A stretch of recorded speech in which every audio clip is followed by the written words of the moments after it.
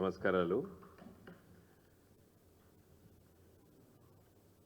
రేపటి నుండి అంటే జూలై 1 నుండి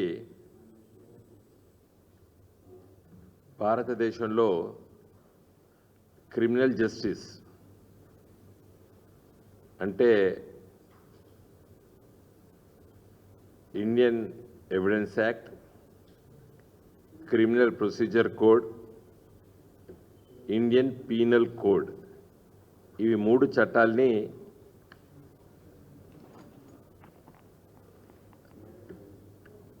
క్రిమినల్ లాకు సంబంధించినటువంటి చట్టాలు, అతి ముఖ్యమైన చట్టాలు.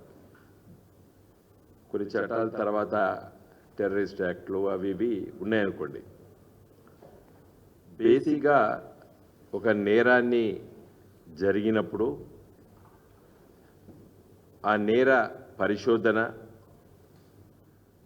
ఆ జరిగినటువంటి నేరానికి శిక్ష, తర్వాత నేరాన్ని రుజువు చేసేటప్పుడు కోర్టుల్లో దాని విచారణకు సంబంధించినటువంటి చట్టాలే క్రిమినల్ ప్రొసీజర్ కోడ్. రుజువు చేయడానికి ఇండియన్ ఎవిడెన్స్ యాక్టు, నేరము ఏ స్థాయిలో ఏ నేరం అని చెప్పేది ఇండియన్ పీనల్ కోడ్. ఈ 3 చట్టాలు బ్రిటిష్ పరిపాలన పట్ల భారతదేశంలో ఈ చట్టాలు రావడం జరిగింది. అది అందరికీ తెలుసు. అదే విధంగా ఏం లేదు, స్వాతంత్రం వచ్చిన తర్వాత వందల సార్ల అవి చేర్పులు మార్పులు జరిగినాయి. అయితే భారతీయ జనతా పార్టీ కేంద్రంలో ఈ 3 చట్టాలని మరి రిపెల్ అంటే రద్దు చేసి ఈరోజు రాత్రి 12 గంటల వరకు మాత్రమే ఆ చట్టాలు అమల్లో ఉంటాయి. ఈరోజు రాత్రి 12 గంటల తర్వాత కొత్త చట్టాలు వస్తున్నాయి. ఇది గొప్ప మార్పు అని చెప్పి అందరు అనుకుంటున్నారు. గొప్ప మార్పు చేస్తామంటే మరి మాలాంటి న్యాయవాదులము నిజంగా మంచి మార్పు జరుగుతుందని చెప్పి కూడా ఆశించినాం. వీళ్ళు ఎప్పుడైనా మార్పు జరుగుతున్నప్పుడు మంచిగా జరిగిన దాన్ని మార్పు అంటాం. మార్పు అంటే ఏంది? మంచి జరగాలి. ఇంకా దానికి ఒక భారతదేశం స్వాతంత్రం వచ్చిన తర్వాత ఒక ప్రజాస్వామ్య దేశంగా మారింది. బ్రిటిష్ పరిపాలకులు ఈ చట్టాలు చేసినప్పుడు ఇది ఒక వలస దేశం. ఇది ఒక వలస దేశం. పెత్తందారులు, ఓ విధంగా చెప్పాలంటే పాలన చేసేటువంటి రాజవంశాలు, బ్రిటిష్ పరిపాలకులు మరి ఆ చట్టాలని ఈ దేశంలో అమలు చేసారు. వాటిని స్వాతంత్రం వచ్చిన తర్వాత చేర్పులు మార్పులతో గత 70 సంవత్సరాలు మనం వాటిని కొనసాగించినాం. గత సంవత్సరం ఆగస్టులో పార్లమెంట్లో ఈ బిల్లులు ప్రవేశపెట్టడం జరిగింది. ఈ బిల్లులు ప్రవేశపెట్టినప్పుడు అందరం మంచిగా జరుగుతుంది అని అనుకున్నాం. చట్టాలు అంటే చట్టం కాకముందు బిల్స్ని పార్లమెంట్లో ప్రవేశపెట్టిన తర్వాత స్టాండింగ్ కమిటీకి రిఫర్ చేస్తారు, పార్లమెంటరీ స్టాండింగ్ కమిటీ. ఆ స్టాండింగ్ కమిటీసు వీటిని విస్తృతంగా దేశవ్యాప్తంగా స్టేక్ హోల్డర్స్, దానికి సంబంధించినటువంటి వాళ్ళతోని చర్చిస్తారు. ఏ చట్టాలైనా కూడా తయారు చేయాలనుకున్నాడు బిల్స్ను. నేను కూడా 10 సంవత్సరాలు పార్లమెంట్ సభ్యుడిగా ఉన్న సందర్భంలో స్టాండింగ్ కమిటీస్లో ఉన్నాను. నేను 4-5 స్టాండింగ్ కమిటీస్లో ఉన్నాను. చట్టాలు వచ్చినప్పుడు విస్తృతంగా పర్యటిస్తాం ఆ స్టాండింగ్ కమిటీ మెంబర్స్. ఇక్కడ కూడా రిఫర్ చేసిండ్రు నామకే వాస్తే. నిజంగా కూడా ఉన్న వాళ్ళు కూడా చాలా సూచనలు చేసిండ్రు. స్టాండింగ్ కమిటీలో ఉన్నటువంటి పార్లమెంట్ సభ్యులు కొన్ని మంచి సూచనలు చేసిండ్రు. వాటన్నిటినీ విస్మరించింది మోడీ గారి ప్రభుత్వం. ఎట్లయితే బిల్లులు తీసుకొచ్చారో అట్లనే బిల్లులు పార్లమెంట్లో ప్రవేశపెట్టిండ్రు. దాదాపు 160-70 మంది పార్లమెంట్ సభ్యుల్ని బహిష్కరించారు వేరే కారణాల వల్ల. ఆ సమయం లోపట ఈ బిల్లులను పాస్ చేయించుకున్నది బీజేపీ ప్రభుత్వం, మోడీ గారి ప్రభుత్వం. దీంట్లో మరి అవి చట్టాలుగా మారిన తర్వాత, అంటే పాత లోకసభ ఇంకా చివరి రోజుల లోపల అది అయిపోయిన తర్వాత వీటిని రేపు 1 జూలై అపాయింటెడ్ డేట్ పెట్టారు. అంటే రేపటి నుంచి అమలుకి వస్తాయని చెప్పి రాష్ట్రపతి గారి ఆమోద ముద్ర పడ్డ తర్వాత గెజిట్ నోటిఫికేషన్ వచ్చిన తర్వాత చెప్పారు. వెంటనే లోక్సభ ఎన్నికలు షెడ్యూల్ అనౌన్స్ అయింది. ఒక 4-5 మాసాలు ఎన్నికల గందరగోళం. మొన్న ప్రభుత్వం మళ్ళీ కొత్త ప్రభుత్వం, మోడీ గారి ప్రభుత్వమే మళ్ళీ అధికారంలోకి వచ్చింది. న్యాయవాది మిత్రులు దేశవ్యాప్తంగా సీనియర్ న్యాయవాదులు సుప్రీంకోర్టులో ప్రాక్టీస్ చేసేటువంటి ఏ పేరు చెప్పినా కూడా వాళ్ళందరూ కూడా మరి ఇవి మంచిగా లేవు చట్టాలని చెప్పి డిస్కషన్స్, డిబేట్స్ అవన్నీ కూడా రాశారు. సుప్రీంకోర్టు బార్ అసోసియేషన్ మాజీ అధ్యక్షురాలు ఇందిరా జయసింగ్ గారు వారు ఒక సుదీర్ఘమైన లేఖ రాశారు. చాలామంది మేధావులు, నేను మీకు మీ మిత్రులాగా మీకు అందరు కూడా నేను వాట్సాప్ పెడతాను, దాదాపు దేశంలో ఉన్నటువంటి మేధావి వర్గం అందరూ కూడా ఒక 3000 మంది సంతకాలు పెట్టారు. అందరూ మహాత్మా గాంధీ గారి మనవడుతో సహా ప్రతి యూనివర్సిటీలో ప్రొఫెసర్సు, లెక్చరర్సు,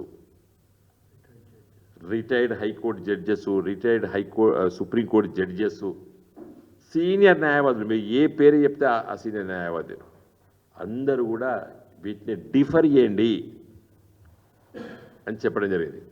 మీకు అందరికీ తెలుసు, నేను జూన్ 12వ తారీఖు నాడు మరి అమిత్ షా గారు ప్రమాణ స్వీకారం చేసిన వెంటనే మళ్ళీ ఆయన హోమ్ మినిస్టర్ అయిన తర్వాత లా మినిస్టర్ గారు ప్రమాణ స్వీకారం చేసిన వెంటనే ఆ ఇద్దరికి మా పార్టీ లీగల్ సెల్ మిత్రులు అందరూ కూడా డిస్కస్ చేసి నేను సుదీర్ఘమైన లేఖ రాశాను. ఎందుకంటే యాజ్ ఎ పార్లమెంటేరియన్ 10 సంవత్సరాలు పనిచేస్తాను, మరి దీంట్లో ఏమి అని అన్నీ కూడా రాశాను. మీకు అందరికీ కూడా ఇదివరకు వచ్చినా మీరు కూడా మంచిగా బ్రహ్మాండంగా ప్రింట్ మీడియాలో, ఎలక్ట్రానిక్ మీడియాలో చెప్పిర్రు. నేను లేవనెత్తినటువంటి సమస్య మిగతా మేధావి వర్గం, మిగతా లాయర్సు వాళ్ళ చెప్పిన విషయాలన్నింటినీ ఏకీభవిస్తూ నేను కూడా రాసిన దాంట్లో ఉన్నాయి. కానీ నేను ఒక స్పెసిఫిక్గా నేను రాజ్యాంగంలో ఆర్టికల్ 348 ఏం చెప్తుందంటే చట్టాలని ఇంగ్లీష్లో వాటిని మీరు ప్రవేశపెట్టాలి, వీలైతే వాటి పేర్లు కూడా ఆంగ్ల భాషలో ఉండాలని చెప్పారు. ఇలా మనకు వచ్చినటువంటి ఈ ఇండియన్ పీనల్ కోడ్ ఇది చాలా ముఖ్యమైన, నేను 2-3 విషయాలు చెబుతున్నాను. ఇండియన్ పీనల్ కోడ్ అదేం చెప్తుంది,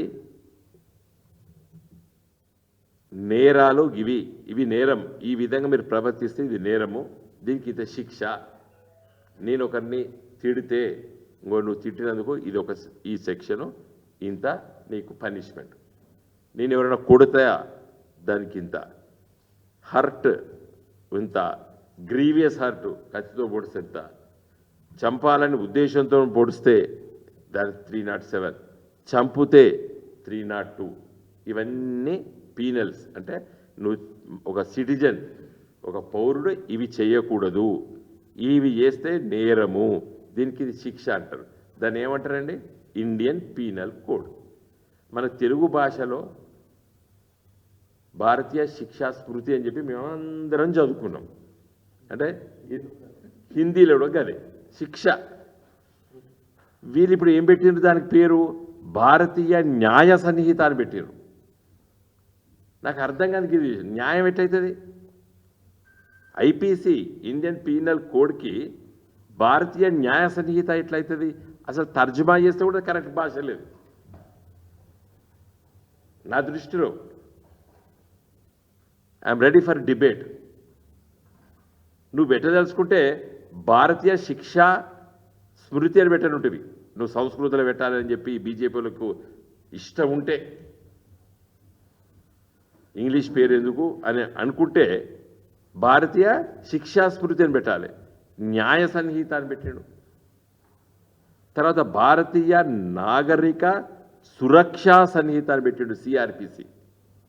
క్రిమినల్ ప్రొసీజర్ కోడ్ ఎట్లా చేయాలి, ఒక ఎఫ్ఐఆర్ ఎట్లా బుక్ చేయాలి, కేసు కోర్టులో పడ ఏ విధంగా నడపాలి, ఎవడు సాక్ష్యం ఎట్లా పిలవాలి, సమన్స్ ఇవ్వాలి, సమన్స్ ఇస్తే వాడు రాకపోతే వాడికి వారెంట్ ఇష్యూ చేయాలి, నేరస్తుడు రాకపోతే వారెంట్ ఇష్యూ చేయాలి, అరెస్ట్ వారెంట్ ఇష్యూ చేయాలని ఒక ప్రొసీజర్ గిట్లా నడుపుతామని చెప్పేదాన్ని క్రిమినల్ ప్రొసీజర్ కోడ్ అంటారు. వీళ్ళేం చెప్తారు దానికి?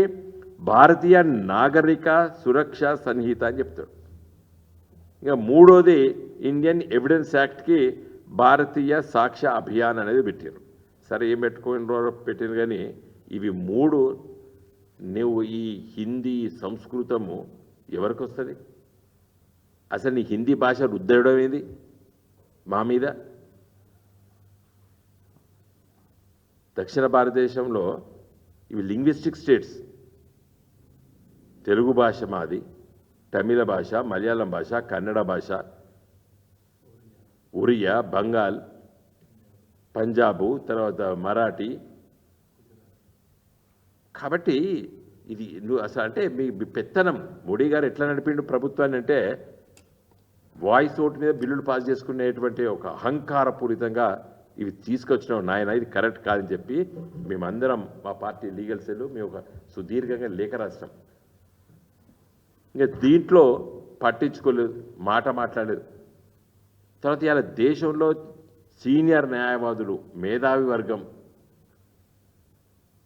నేమ్ ఎనీ ఇంటెలెక్చువల్, ఒక ప్రోగ్రెసివ్ అభ్యుదయవాదులు, మేధావి వర్గం మొత్తం కూడా లీగల్ 3000 మంది సంతకాలు పెట్టి పంపారు.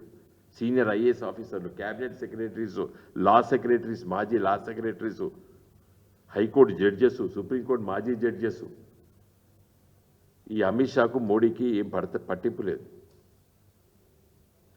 అన్నిటికంటే ముఖ్యంగా ఏంటంటే నమ్మించారు, ఇది దీన్ని వాయిదా ఇస్తామని నమ్మించారు.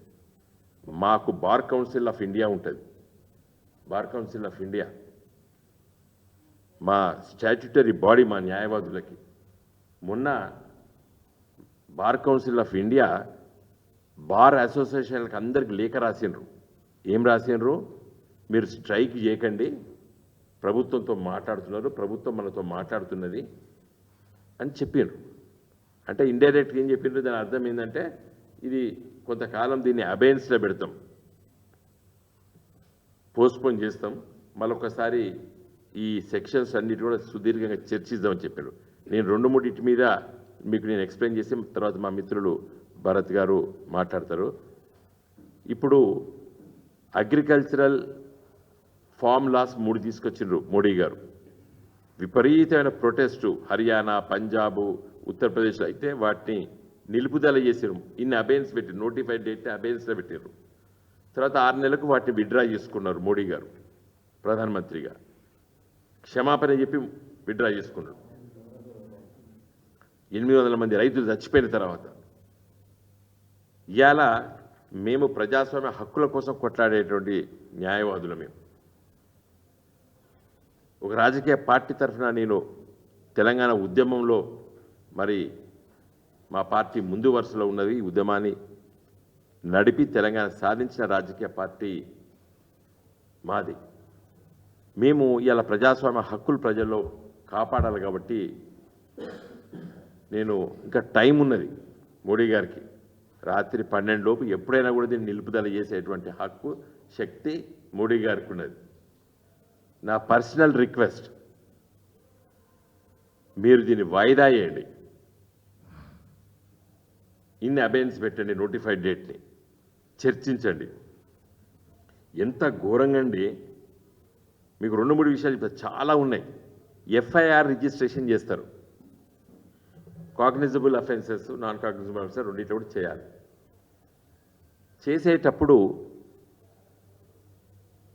ఆ 154 సెక్షన్ కింద వస్తే వాడు ఏమైనా రాయని దరఖాస్తు వస్తే రిజిస్టర్డ్ అని చెప్పి దానికి ఒక నెంబర్ ఇచ్చి అట్లా పడేస్తాడు. దాంట్లో ఏమున్నది అనేది తర్వాత ఎస్ఐనో ఎస్హెచ్ఓ చూస్ చేస్తాడు. ఇవాళ ఏం చెప్పిండ్రు దానికి కొత్త చట్టంలో ఏం చెప్పిందంటే 3 సంవత్సరాల నుండి 7 సంవత్సరాల లోపల ఉన్నటువంటి కాగ్నిజబుల్ అఫెన్స్ కూడా ఎఫ్ఐఆర్ వస్తే ప్రిలిమినరీ ఎంక్వైరీ చేస్తాడట. రిజిస్టర్డ్ 7 ఎఫ్ఐఆర్ని అంటే మళ్ళీ బేరసారాలు. అంటే ఈ చట్టాలన్నీ కూడా బ్యూరోక్రసీ తయారు చేసేటువంటి చట్టాలని ఇలా మన పైన రుద్దుతున్నారు. ఇంకా సెక్షన్ 41 సిఆర్పిసి కింద అరే అనవసర చిన్న చిన్న కేసులకు జైలుకి ఎందుకు పోవాలో కోర్టుకు ఎందుకు పట్టుకపోవాలని చెప్పి సుప్రీంకోర్టు ఒక మంచి ఉద్దేశంతో తీర్పిచ్చింది. చిన్న చిన్న కేసుల కోసం ఇట్లా అరెస్ట్ చేసుడు, జైలు కోర్టు పట్టుకపోవడం, కోర్టు జడ్జి గారు బెయిల్ ఇచ్చుడు, న్యాయవాదికి పెట్టుకోవడం, ఇదంతా ఎందుకే? ఈ నేరాలకి పోలీస్ స్టేషన్లో పెట్టినే ఆటోమేటిక్గా మీరు ఒక బెయిల్ బాండ్ మీద సంతకం పెట్టి మీరు బెయిల్ ఇయ్యండి అని చెప్పి 41A నోటీస్ ఇచ్చి పిలుచుకొని చేయాలని చెప్పి 41B కింద బెయిల్ ఇవ్వాలని చెప్పి చెప్పారు. దాన్ని ఇప్పుడు స్టేషన్ బెయిల్ అని ఒక పేరు వచ్చింది దానికి. ఇంకా అది నేను ఎంత తక్కువ మాట్లాడితే అంత మంచిది. పోలీస్ యంత్రాంగం చాలా పవర్ఫుల్ అయింది. నేరస్తుని నేను జైలు పంపాలా లేదా నేనే బెయిల్ ఇవ్వాలా? వాడు పోలీసు అయిపోయాడు, మెజిస్ట్రేట్ అయిపోయాడు. ఎస్హెచ్ఓలు నేను డీజీపీ మహేందర్ రెడ్డి గారిని చెప్తే మనం ఏం చేస్తాం సార్, అది సుప్రీంకోర్టు జడ్జిమెంట్ కదా, నేను ఒక సర్కులర్ ఇస్తాను. ఆ డీజీపీ మహేందర్ రెడ్డి గారితో మేమందరం మీటింగ్స్ పెట్టినాం చాలాసార్లు. దాన్ని మరి కేసీఆర్ గారు దృష్టి కూడా తీసుకొచ్చినప్పుడు ముఖ్యమంత్రిగా వారు ఉన్నప్పుడు. కానీ అది సుప్రీంకోర్టు జడ్జిమెంట్, అది మంచి ఉద్దేశంతో ఇచ్చింది సుప్రీంకోర్టు. కానీ మిస్యూజ్ చేసేసిండు ఎవరు? Station house officer. అరెస్ట్ చేసి పట్టుకొచ్చుడు ఆయన వంత అయింది, బెయిల్ ఇచ్చిన కూడా ఆయన వంత అయిపోయింది. ఇంకా మీకు తెలుసు, ఎవరు డబ్బులు ఎక్కిస్తే అది ఇస్తే అరే నీ స్టేషన్ బెయిల్ ఇస్తా అంటే నువ్వు ఇంటికి పోవచ్చు, లేదా నేను కోర్టుకు పంపుతా. ఇంకా కోర్టుకు ఎందుకు సార్, ఇంకా మీరే బెయిల్ ఇవ్వరు అని దండం పెట్టుడు పోలీసుల దగ్గర ఆల్ పవర్ఫుల్ అయిపోయారు. ఇవాళ ఈ ఎఫ్ఐఆర్ బుక్ చేసినప్పుడు అట్లా చేసి పడేసారు. నేను అంటే ఇప్పుడు కంప్లైంట్ ఎవరైనా వచ్చి కంప్లైంట్ ఇస్తే ఆ నేరస్తుని పట్టుకరావాలనేది ఈ ఆసక్తి ఉంటుంది వీళ్ళకి. ఎవరికి? బాధితుడికి. అరే నన్ను కొట్టింది సార్, నన్ను తెచ్చింది సార్, నన్ను తలకాయ వల్ల కొట్టింది సార్, నేను దరఖాస్తు ఇచ్చిన సార్, మనం పట్టుకరాను సార్ అంటే నాకు 15 రోజులు టైం ఉన్నది, నేను విచారిస్తాను. ఇప్పుడైతే 24 అవర్స్ అప్పుడు ఎఫ్ఐఆర్ పంపాలి కోర్టుకి. అది లేదు. అంటే పోలీస్ పవర్స్ చాలా పవర్ఫుల్ అని.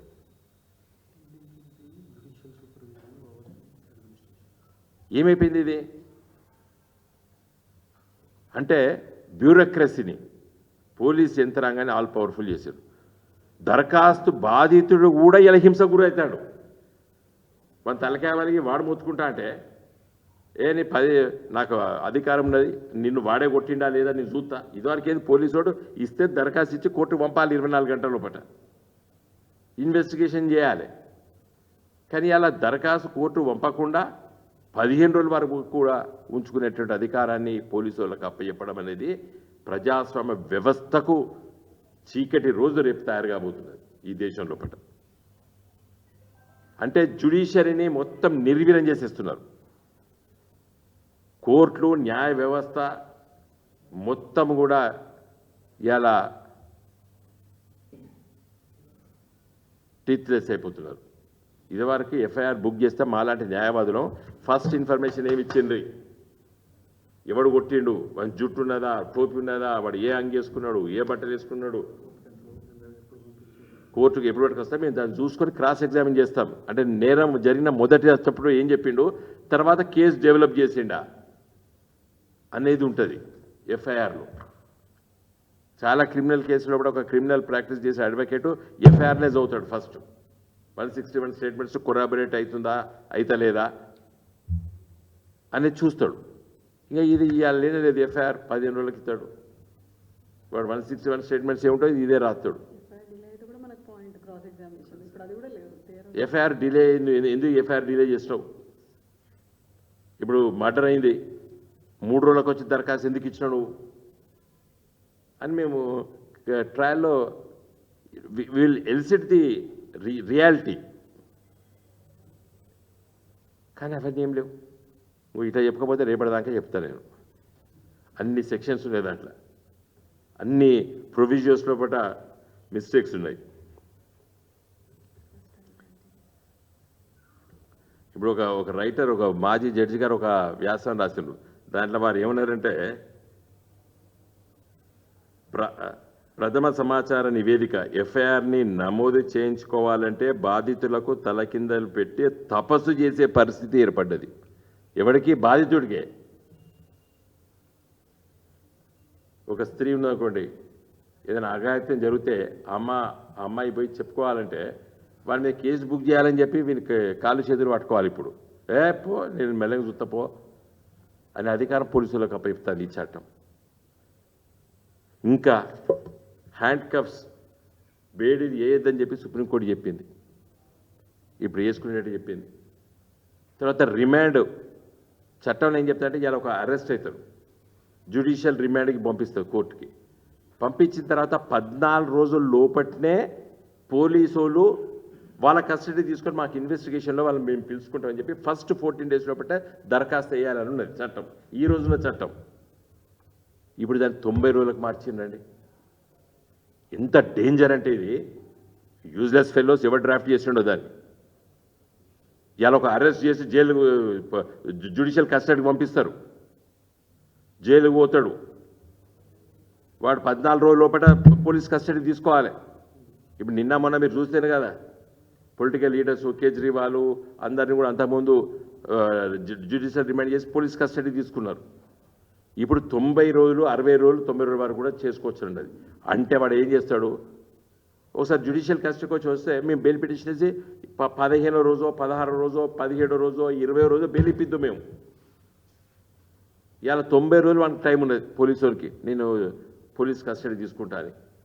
రేపు జడ్జి 14 రోజులు ఫస్ట్ రిమాండ్ మళ్ళీ ఎక్స్టెన్షన్ చేయవలసిందే. పోలీసు చేతిలో మెజిస్ట్రేట్ కీలు బొమ్మ అయిపోతాడు రేపు, ఎక్స్టెన్షన్ పీరియడ్.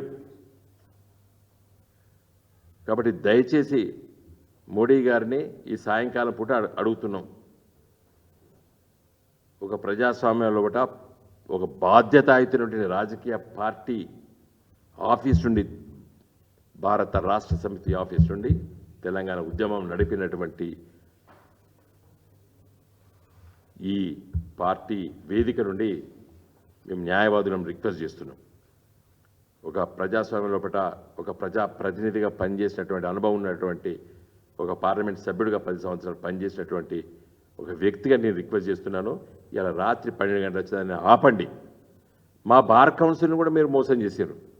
మా బార్ కౌన్సిల్ లెటర్ రాసింది, న్యాయవాదు మిత్రులారా మీరు స్ట్రైక్ పోకండి అని చెప్పి రాసింది మొన్న 26వ తారీఖు నాడు మాకు. మరి ఇవాళ వాళ్ళు ఏమి స్పందిస్తారో మాకు తెలుస్తలేదు. బార్ కౌన్సిల్ ఆఫ్ ఇండియా నిన్ను లైవ్ లా అని మాకు యాప్ ఉంటుంది, దాంట్లో వచ్చింది, లెటర్ కూడా వచ్చింది, అట్లా ప్రింట్ అయింది. కాబట్టి దయచేసి ఈ రిక్వెస్ట్ చేస్తున్నాము. ఇంకా చివరిగా మొన్న మేమందరం కూడా డిస్కస్ చేసినాము, నేను ఒక writ petition, public interest writ petition సుప్రీంకోర్టులో నేను ఫైల్ చేస్తున్నాం. ఆల్రెడీ మా అడ్వకేట్కి వకాలతు అవన్నీ అఫిడవిట్ సంతకాలు పెట్టేసిన, రేపు మార్నింగ్ ఫైల్ చేసి, సరే రేపటి చట్టం అయిపోతుంది అది, కాబట్టి దాన్ని ఛాలెంజ్ చేస్తున్నాం.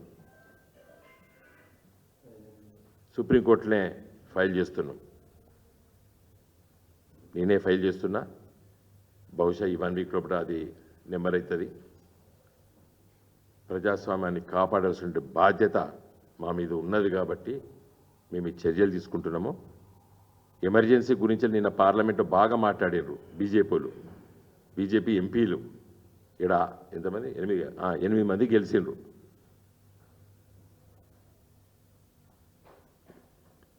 వాళ్ళైనా కొంచెం తెలంగాణ గడ్డ, ఇది ప్రజాస్వామ్యం గురించి అది చాలా చైతన్యవంత ప్రజలు మనోళ్ళు. కాబట్టి దయచేసి మీరు కూడా అడగండి.